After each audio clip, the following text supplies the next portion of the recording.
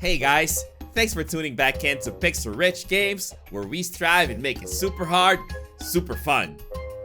This episode of Hyrule Warriors Age of Calamity is the 5th and final in this series, where our quest is to find the best way to farm for the highly sought after seals in this game.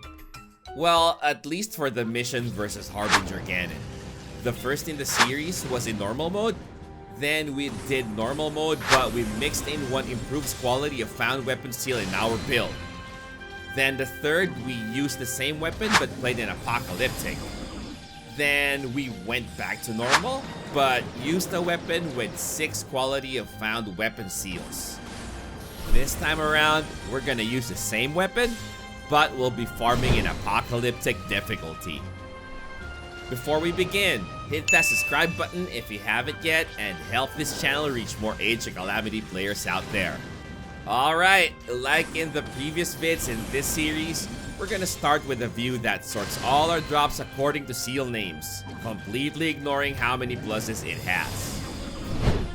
As usual, we have our baseline for comparison, and that means normal mode with no farming seal on the weapon used, and that is boxed out for convenience. The numbers that are highlighted in yellow are the seal types that are the top dogs in terms of quantity. Man, coming from attack speed in our last set of results, top spot now goes to healing item effect. Super disappointing. I mean, it's not even for a junk combat seal, right? Looking at our bonus drops, it's no different.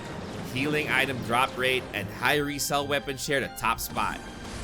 Obviously, both are non-combat seals.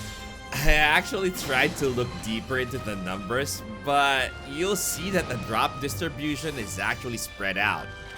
A direct opposite of our trend prior to this, where we were getting less and less trash seals. This actually looks more like our baseline numbers. Oh well. Okay, let's switch this up and check out our next view where we sort according to the number of pluses that seals have. I want to compare our latest result to 3 previous ones. First, of course, is our baseline. Now, don't forget that our baseline was done in normal difficulty with the weapon optimized for combat. The increase in double plus seals from 18 to 21 to me is absolutely not worth it.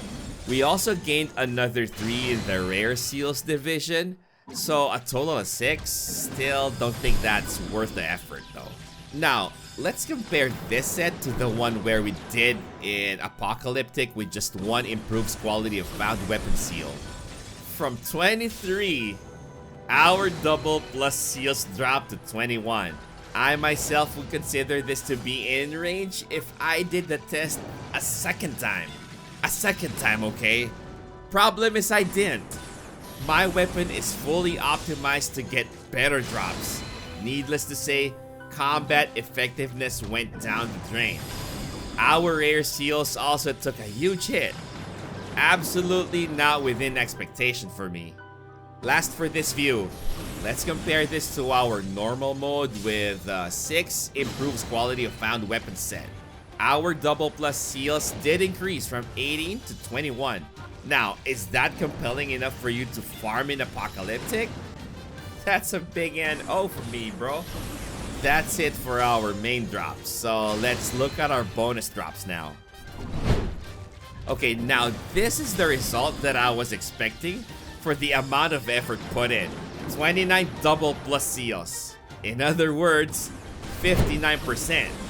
That's about 2 out of 3 runs, you get a double plus seal. So, for our last view, we now break apart all the double plus seals to see what we actually got. But let's start with our bonus drops first. Just like in our last vid, we're gonna simplify this view and just focus our attention on drops that really matter. Attack speed, the most wanted of them all, is highlighted in pinkish red. Dash attack damage for Riju, mid-air attack damage for both Revali and Teba, and strong attack damage for Calamity Ganon and for seal matching to get the max damage bonus are in yellow. Farming seals. Ancient part drop rate, battlefield specific material drop rate, and monster part drop rate are all in bluish gray. Lastly, our farming seals from the rare group improves quality of found weapons and sensor registered material drop rate are in orange font. Now let's take all the seals that I didn't mention out to get a clearer picture. We got so many double plus seals, and we see here that they are pretty much spread evenly with a bit of a bias towards farming seals.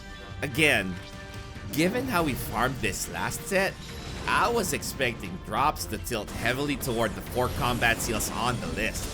Now let's talk about what y'all been waiting for, our main plus drops. Same drill, let me just show the whole table for a few seconds, just in case anyone wants to look at all the numbers. Well, that's absolutely underwhelming. I would say that what we got this set is closest to what we got in the normal mode 1Q set. The drops are pretty focused on farming seals. I mean, that's not bad and all, but considering the effort that this setup requires, I guess it's not worth it. Well, that's that. I guess let's wrap this whole series up.